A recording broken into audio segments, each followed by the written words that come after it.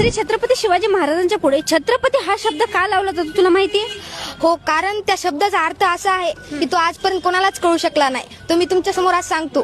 36 हातींचे बळ असणारे, तटस्थ मुघलांना करणारे, परत न फिरणारे, ती तिन्ही जगात जाणारे, जे जनतेचा राजा छत्रपती शिवाजी महाराज, ती तिन्ही जगात जाणारे, शिस्तप्रिय बाबा आणि जे जिजाऊंचे पुत्र महाराष्ट्राची शान म्हणजे छत्रपती शिवाजी महाराज.